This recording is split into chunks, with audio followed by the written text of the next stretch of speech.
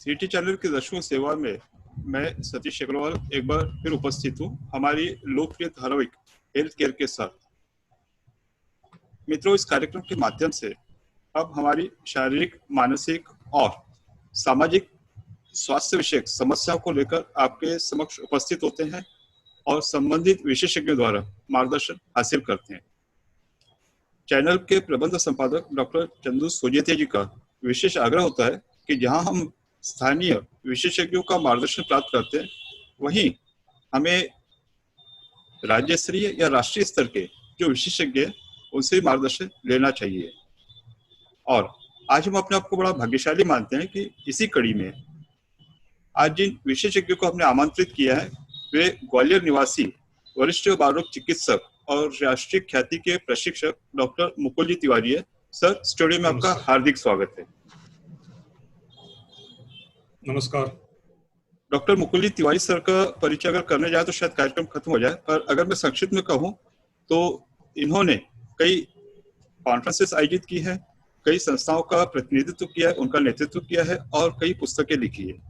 और आज जिस विषय को हमने चुना है, बड़ा ही संवेदनशील विषय है, वह है डॉक्टर पेशेंट रिलेशनशिप, यानी डॉक्टर और मरीज के आपसी संबंध। सर, मैं सीधा विषय पर आता हूँ। और एक जो खास बात होती है कि हम चाहे जितना नेट सर्फ करें, जितनी बातचीत करें, तो हमेशा हम डॉक्टरों को दोषी पाते हैं। ये एक तरह के इतने संवेदनशील विषय होते हैं कि जैसे अगर मकान मालिक किराएदार होता तो कोई भी अगर विवाद हो तो मकान मालिक उसमें दोषी माना जाता है, सास बहू का झगड़ा हो तो सास दोषी मानी जाती है। इसी वजह से डॉक्टर पेशेंट रिलेशनशिप में हमेशा अक्सर डॉक्टरों को दोषी माना जाता है। और जिसमें गाइडलाइंस आई उसमें ये कहा गया है कि पेशेंट के, मरीज के तो काफी उनके अधिकार हैं। एक अधिकार ये भी है कि सूचना प्राप्त करने का, कि वो जिस तरह से अपना उपचार चल रहा है, आगे के परिणाम क्या होंगे, खर्च क्या होंगे, उसके बारे में वे संबंधित डॉक्टरों से जानकारी हासिल कर सकते हैं।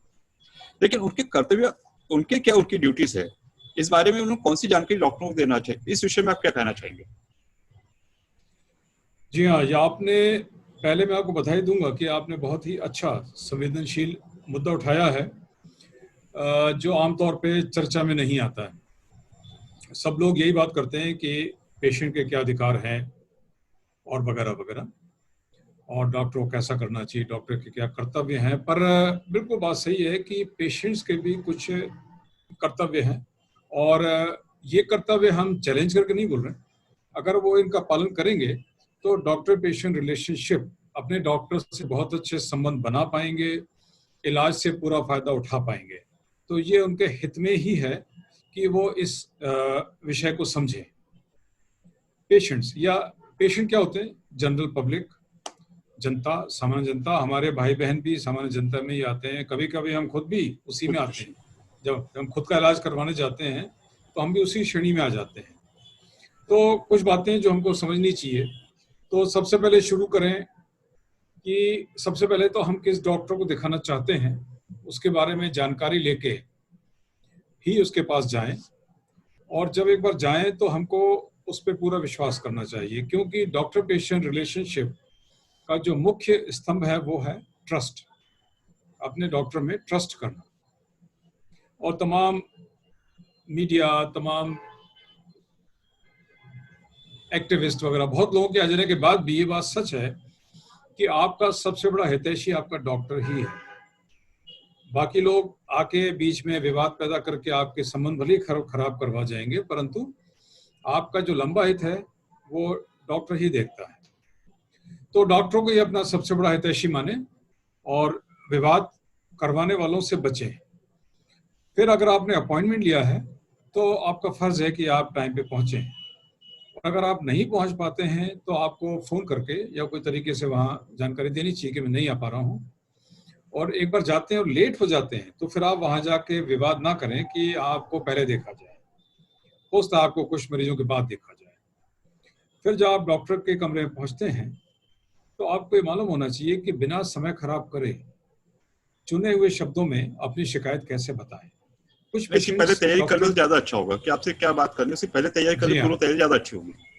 जी हाँ सतीश जी, ऐसा देखा जाता है कि कई बार पेशेंट जानते नहीं, समझते नहीं कि किस तरह से अपनी शिकायत बतानी है, तो बहुत लंबी कहानी बताना शुरू करते हैं। तो कई बार डॉक्टरों को कट शॉर्ट कर देता है, तो थोड़ा सा बुरा भी मान सकते हैं कि डॉक्टर ने हमें टोक दिया या बीच में रोक दिया। परंतु हमको आना चाहिए ये कि हम अपनी मुख्य बात कैसे बताएं। तो 4-5 लाइनों से ज़्यादा नहीं होनी चाहिए हमारी शिकायत।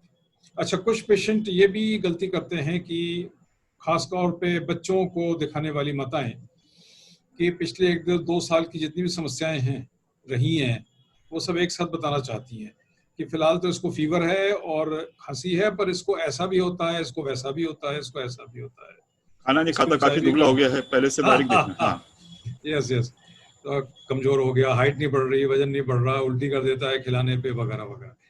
तो जरा इनसे बचें और जो मेन शिकायत है उस पर फोकस करें, वरना एक का भी इलाज ढंग से नहीं हो पाएगा। फिर आपका फर्ज है, मरीज के तौर पे आपका फर्ज है कि आप डॉक्टर को बिल्कुल सही जानकारी दें।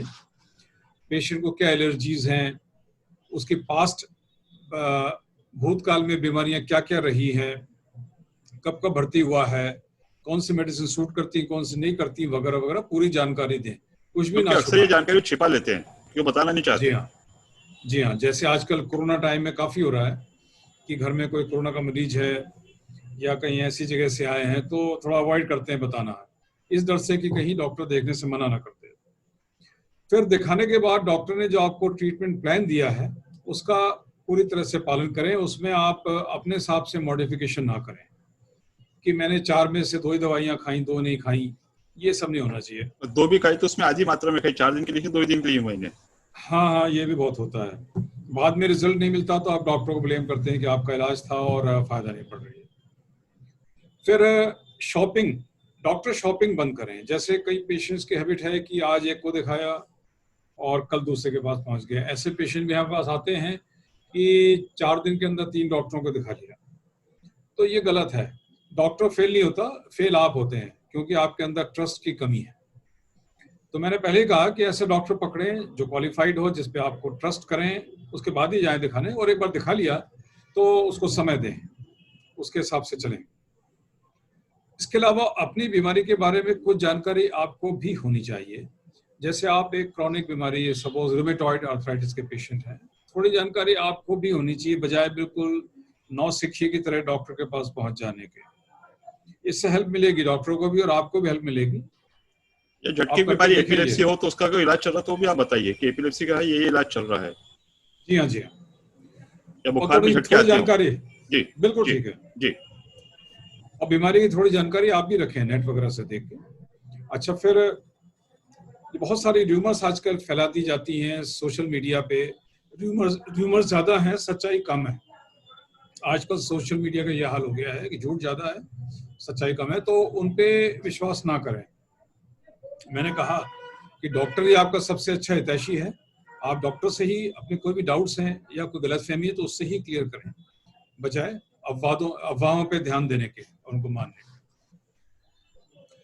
जैसे वैक्सीन के बारे में कई बार ये बहुत सारे अफवाहें आती हैं कि वैक्सीन लगाना गलत है। अभी कोरोना पे चल रहा है कि कोरोना तो कोई बीमारी नहीं है, ये तो एक अफवाह फैला दी गई है। तो ऐसे सर, लोग जो हैं एंटी सोशल, इन लोगों से व्हाट्सएप एक बचें। यूनिवर्सिटी बन गई है सर, व्हाट्सएप एक यूनिवर्सिटी विद्यापीठ बन गई जिसमें से कई लोग बड़े अच्छे से प्रशिक्षित हो रहे हैं। और उन्होंने एक जी हाँ, अफवाह जी हाँ, फैलाई थी कि जो कोरोना का मरीज भर्ती होता है तो संबंधित डॉक्टर जी हॉस्पिटल को 1.5 लाख रुपया मिलता है। हाँ, बिल्कुल आधारहीन है, बिल्कुल झूठ है, लेकिन लोगों ने उस पर इतना विश्वास कर लिया, इसीलिए कोरोना फैला। तो जो आप कह रहे हैं वाली बात है कि अगर आप सच्चाई की पूरी तहकीकात करके जानकारी ले लें, और आप कह रहे हैं कि जी सबसे अच्छा इसका सोर्स जो होगा वो डॉक्टर साहब खुद ही होंगे, आप पूरे विश्वास से जी उनसे हाँ, जी बातचीत हाँ, करें, खुले मन से आपको समझाएंगे वो। जी बिल्कुल सर। सही कहा आपने सतीश जी, बिल्कुल जी। सही कहा। इसकी समस्या बहुत है। फिर आप जब इलाज लेके घर जाते हैं और पेशेंट की कंडीशन में अगर कोई सडन बदलाव आता है, कंडीशन बिगड़ने लगती है या कोई रिएक्शन होती है, तो आप घर ना बैठे रहें, आप तुरंत डॉक्टरों को इन्फॉर्म करें। ये कई बार देखा जाता है कि आप घर में बैठे रहे, फिर आपने अगले दिन सुबह रिपोर्ट किया और पेशेंट को अगर कोई प्रॉब्लम हुई है, डेथ हो गई है, तो आप झट से अस्पताल पे आरोप लगाने के लिए तैयार रहते हैं। ऐसा ना करें। फिर क्योंकि डॉक्टर को भी खर्चे निकालने होते हैं, उसके अस्पताल को, उसके स्टाफ के लिए, सब चीज़ों के लिए, तो कृपया डॉक्टर का जो बिल है उस पर भी ध्यान दें और समय पे पेमेंट करते रहें, उसको टालने की कोशिश ना करें। अगर सर मैं आपकी बीच में कोई आपको विशेष। रोक रहा हूँ, सर मैं बीच में जी आपको रोक रहा हूँ क्योंकि आपने जो मुद्दा उठाया बहुत ही महत्वपूर्ण है, और चूंकि आप मेडिकल लीगल से संबंधित उसके एक्सपर्ट हैं, और ऐसा माना जाता है जी कि अधिकतर जो विवाद होते हैं वो बिल को लेकर होते हैं। इस विषय में आप समुचित मार्गदर्शन करें, क्योंकि हर बार पेशेंट को लगता है कि डॉक्टर हमें लूट लिया, ये शब्द आता है। खर्च हुआ या बच्चा अच्छा हुआ या मरीज अच्छा, वो नहीं, अच्छा होने तक तो डॉक्टर भगवान लग रहा है, और जैसी भी राय वो शैतान लगने लगता है।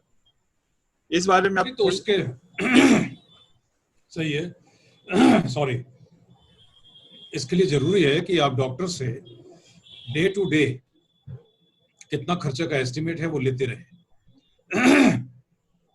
अगर आपका बजट है तो आप उस अस्पताल में रुकें, और आपको लगता है कि बजट के बाहर जा रहा है तो आप छुट्टी करवा सकते हैं, कहीं और भर्ती हो सकते हैं, परंतु वहां भर्ती भी रहें उससे जानकारी लेने के बाद, और बाद में विवाद करें।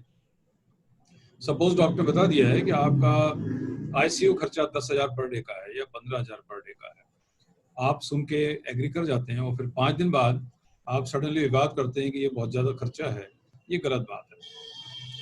तो इससे आपको कोई फायदा नहीं होता, लॉन्ग टर्म में आप ही को नुकसान होता है।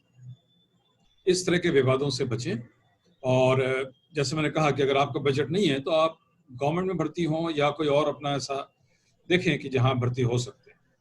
तो इससे संबंधित एक सवाल और आता है जी, इससे संबंधित, जैसा आपने कहा अगर आपको वहां नहीं जच रहा हो या आपके आर्थिक परिस्थिति आपका अलाउ नहीं कर रही है, कई बार ये होता है कि पेशेंट को ऐसा लगता है कि हमें किसी दूसरे डॉक्टर साहब को बुलाना या वहां लेके जाना, या कई बार हम लोग होता है कि भाई इसको बड़े अस्पताल की जगह कोई रेफरल हॉस्पिटल में भेजना है, फिर ऐसे समय विवाद की स्थिति उत्पन्न हो जाती है कि डॉक्टर साहब तो अब तक ही देख रहे थे, अब ये आप देखो, आपको जो करना है ले जाना भी आप ही को, खर्चा भी आप ही को करना है। ऐसी स्थिति में आप मरीज को उनके रिश्तेदारों को क्या सलाह देंगे? नहीं, मेरी सलाह ये कि ऐसी स्थितियां पैदा ना करें। आप समय रहते अपने बजट के हिसाब से इलाज करवाएं, और अपना बजट नहीं है तो कृपया दूसरे जहां पे डॉक्टर रेफर कर रहा है वहां जाके भर्ती हो जाए, परंतु भर्ती बने रहना है और बाद में विवाद पैदा करना है, ये तो गलत बात है। क्योंकि मरीज तो हमेशा ये फिर कहता है कि डॉक्टर साहब आप ही का बच्चा है, आप ही ने शुरुआत से देखा, हमको कहीं जाना नहीं, आप पर पूरा विश्वास है, आखिर तक बने रहेंगे। अंत समय में जब बिल वाली बात आती है तो विवाद की स्थिति हो जाती है। ये तो गलत बात है। इसमें तो फिर डॉक्टरों को ये करना पड़ेगा कि डे टू डे पेमेंट लेते रहें, और अगर पेशेंट जाने से मना करता है तो फिर पुलिस की हेल्प लेनी पड़ेगी।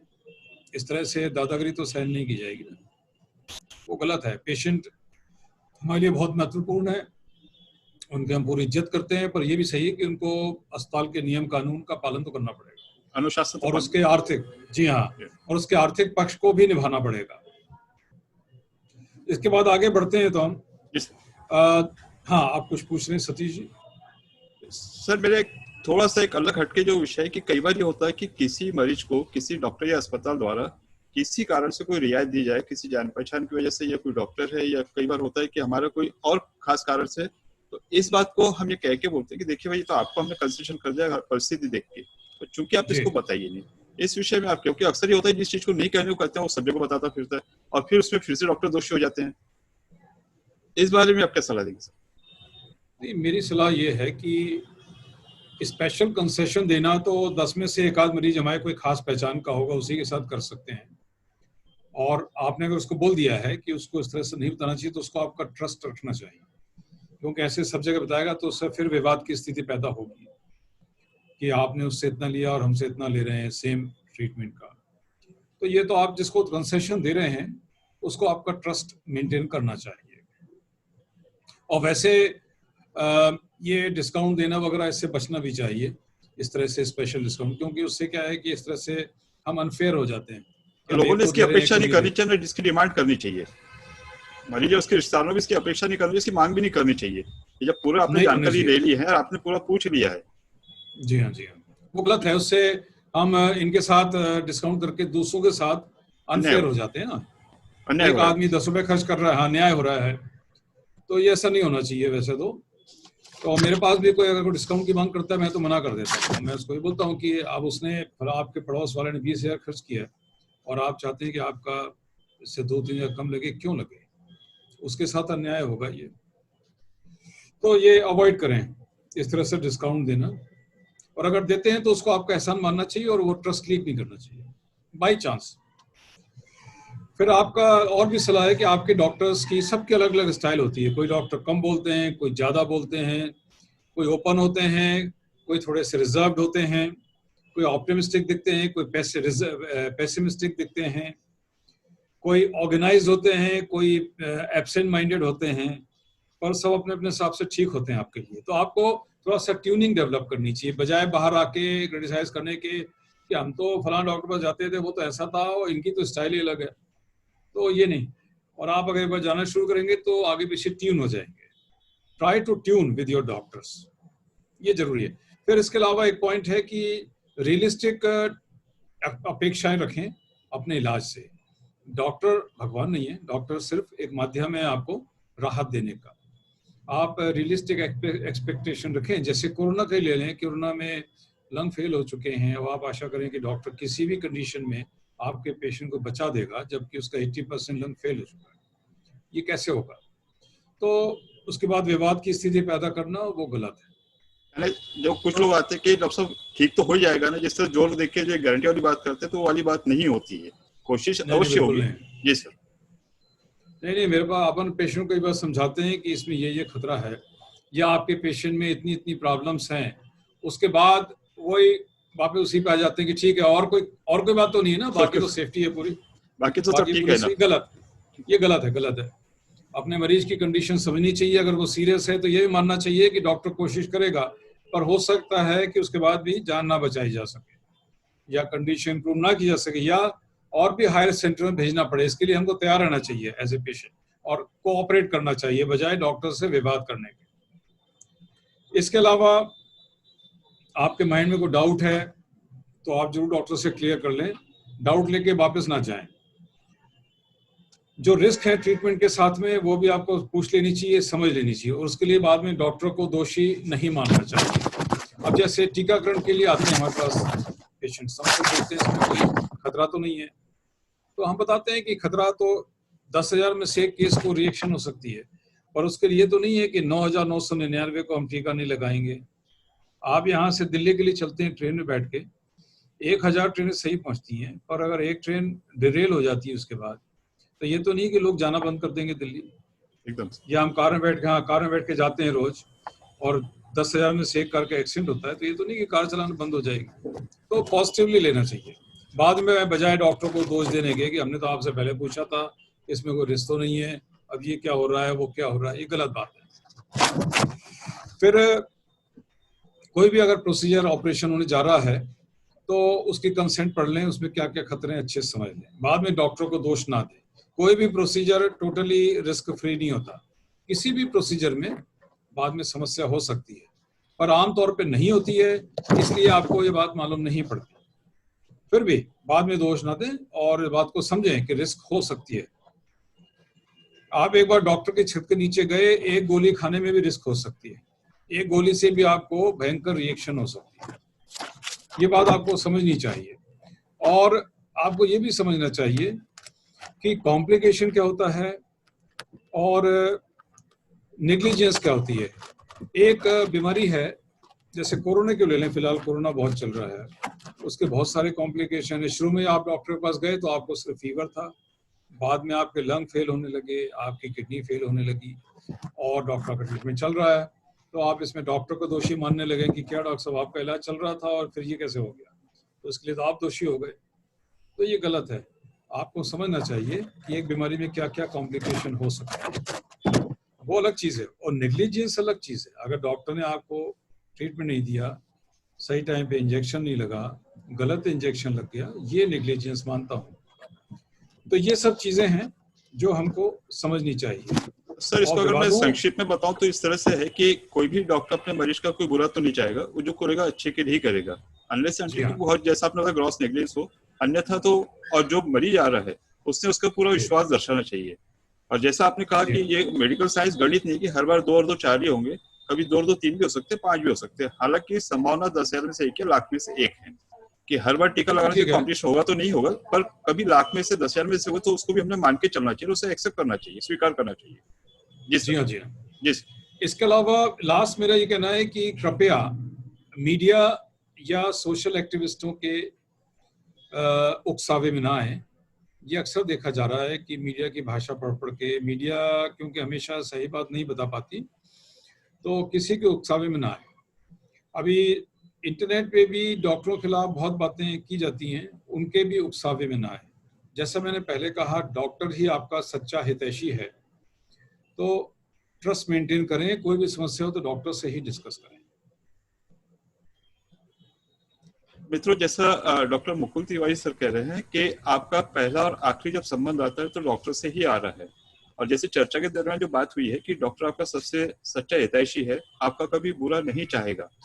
हाँ, जिन बातों को लेकर विवाद हो सकता है उन बातों को आप उपचार के पहले या उपचार के बीच में पूरी तरह से क्लियर करा ले और एक पारदर्शिता और ईमानदारी बनाए रखे और आपसी संवाद है वो सीधा संवाद रखे, बजाय आसपास के लोगों को, जैसे सर ने कहा कि कोई एक्टिविस्ट या बिना कोई ऑर्गेनाइजेशन के लोगों को शामिल किए, क्योंकि इलाज शुरू आपसे होगा, खत्म भी आपसे होगा।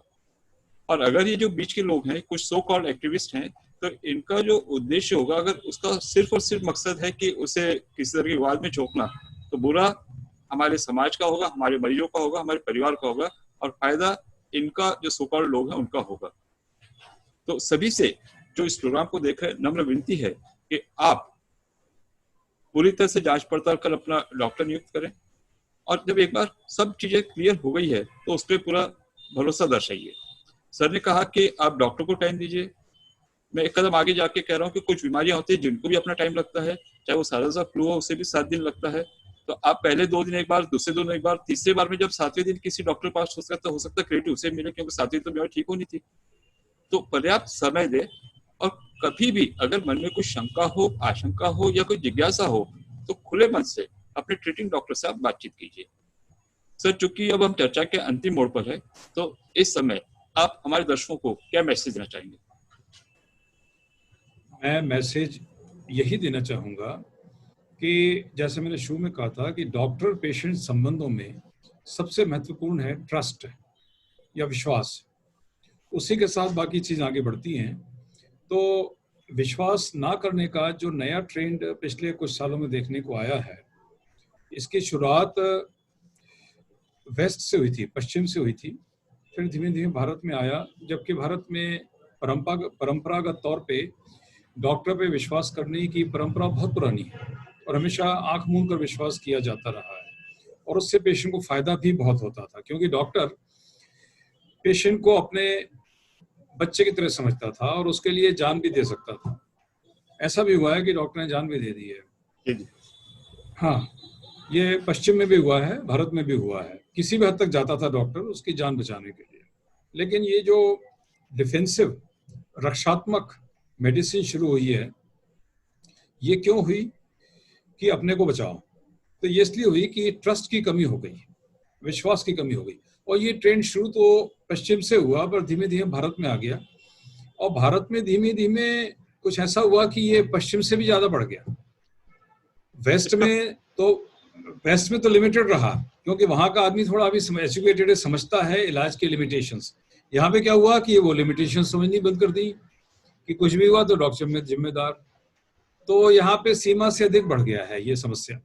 आप कुछ बोल रहे थे सतीश जी? सर, मैं ये कहना चाहता कि जो आपने कहा कि वेस्ट में जहाँ जागरूकता बढ़ी है, लोगों ने उसे स्वीकार करना शुरू कर दिया कि उनकी भी अपनी ट्रीटमेंट की मर्यादा है, अपनी मेडिकल सिस्टम की मर्यादा है, जिसका अभाव यहाँ भारत में देखा जा रहा है।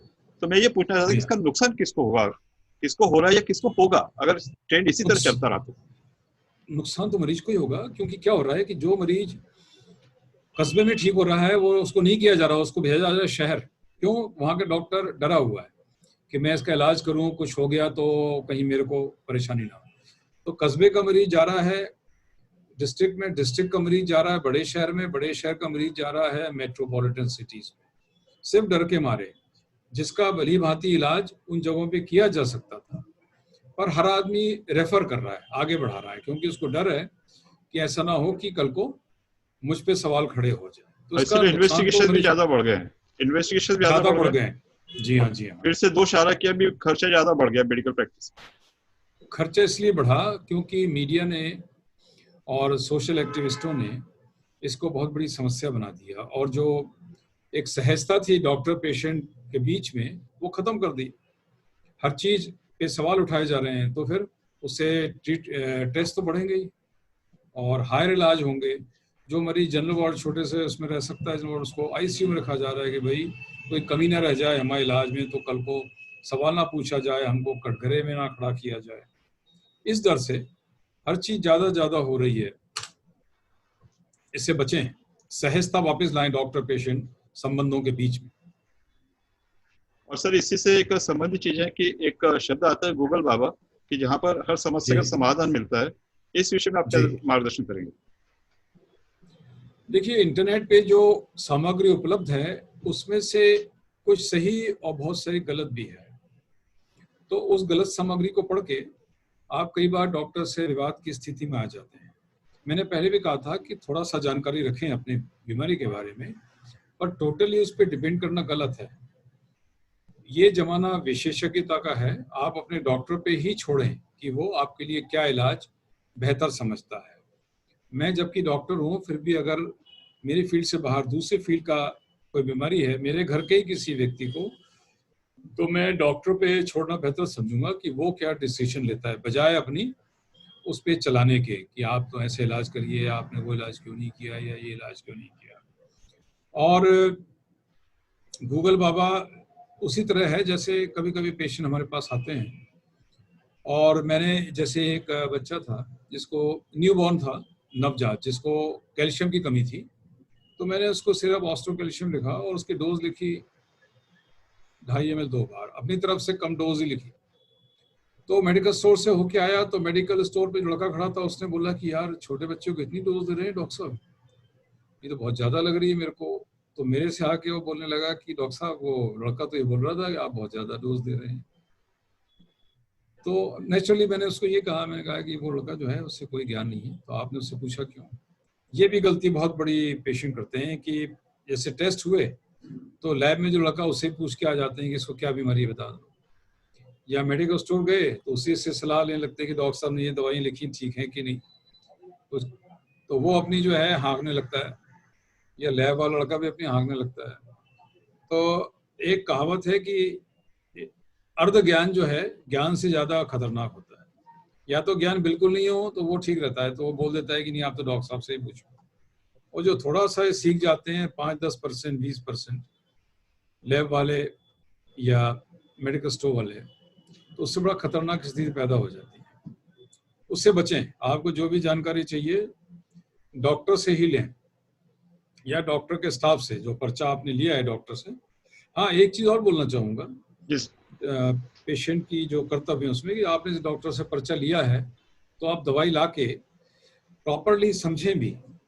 ये खास तौर पे हमारे बाल रोग में तो बहुत, बाल विभाग में तो बहुत ही महत्वपूर्ण है कि कितनी रोज पिलानी है, कितनी बार पिलानी है, उसको यहीं पे बनवाएं डॉक्टर के चैम्बर में। जो असिस्टेंट्स होते हैं उनकी मदद से उस दवाई को रिकंस्टिट्यूट करें, कितना पानी मिलाना है, इसमें से कितना पिलाना है, कितनी बार पिलाना है, ये समझ के जाएं। क्योंकि कई बार देखा गया है कि जल्दबाजी में दवाई लेके बिना समझे निकल जाते हैं और उसके बाद घर जाके उल्टी सी डोज में पिलाते रहते हैं, कम ज्यादा भी करते रहते हैं उसको। अब उससे बचें। उससे कई बार आप ओवरडोज पिला देते हैं, बाद में आप घबरा के डॉक्टर के पास भागते हैं, उसको फोन करते हैं कि मैं तो इतनी डोज पिला दी तो कोई नुकसान तो नहीं होगा, आप पैनिक में आ जाते हैं। इससे बचें। उसी तरह से अगर जैसे कहीं नाक की दवाई लिखी गई, साथ में मुंह से पिलाने की दवाई लिखी गई, तो आप पहले सुनिश्चित कर लें कि कौन सी दवाई नाक में डालनी है और कौन सी दवाई मुंह से पिलानी है, उल्टा ना हो जी हाँ, जाए, जी हाँ। तो अन्यथा नुकसान बहुत की अच्छे संभावना। से, जी जी हाँ जी, बहुत अच्छे से दवाइयाँ समझ के जाएं, जल्दबाजी में ना रहें। जैसे एक मौका आता है टीकाकरण का, जब हम टीका लगाते हैं तो हम उसके बाद, हमने बाहर भी अपने लिखवा रखा है चैम्बरों के बाहर कि उसके बाद आधे घंटे डॉक्टर के प्रेमिसेस में ही रुक के जाएं, तुरंत ना निकल जाए। पर देखा जाता है कि टीका लगवाने के बाद बहुत सारे पेरेंट्स तुरंत बच्चे को लिया और अपनी कार में बैठे या स्कूटर में बैठे और रवाना हो गया। तो ये गलत है। कोई भी टीका ही क्यों, कोई भी इंजेक्शन लगवाते हैं आप अगर अस्पताल के अंदर आके, तो आपको उसके बाद आधे घंटे या 20 मिनट रुक के जाना चाहिए। ऐसा क्यों? ताकि बाई चांस कोई रिएक्शन होती है तो तुरंत वहाँ अटेंड हो जाएगा। आप एक बार घर पहुँच जाएंगे, वहाँ कोई समस्या आती है, फिर आप लौट के आएंगे, इसमें समय लगेगा और तब तक पेशेंट की कंडीशन बिगड़ सकती है। तो मित्रों, आज एक बहुत ही सार्थक चर्चा ग्वालियर निवासी डॉक्टर मुकुलजीत तिवारी के साथ में संपन्न हुई है। आज एक बहुत ही संवेदनशील और नाजुक विषय, डॉक्टर पेशेंट रिलेशनशिप, और उसमें भी पेशेंट की कर्तव्य क्या है, इस विषय पर सर ने समुचित जानकारी दी। हमारे दर्शकों से एक नम्र अनुरोध है कि सर ने कही हर बात का एक एक शब्द अमल में लाएं, और अगर आपको अपने उपचार के दरमियान अगर कोई चीज की कमी लग रही हो, कोई शंका हो, तो जैसा चर्चा में बताया गया कि अपने डॉक्टर साहब से ही आप खुलकर चर्चा करें। हम आशा करते हैं कि ये बातचीत आपको पसंद आई होगी और इस विषय में अपना मत और आशय नीचे दिखाए गए नंबर पर प्रेषित करें। सर से बात करने का तो बहुत मन है, लेकिन समय की अपनी सीमा है, इसलिए अब विदा का समय हो गया, इस आश्वासन के साथ कि अगले हफ्ते एक नए विषय पर एक नए विशेषज्ञ के साथ फिर बात होगी। सर, इतने अनूठे विषय पर, इतने संवेदनशील विषय पर जिस विस्तार के साथ और जितने आसान शब्दों में आपने हमारे दर्शकों का मार्गदर्शन किया, इसके लिए हम हृदय से आपके आभारी हैं। धन्यवाद, नमस्कार। धन्यवाद, नमस्कार।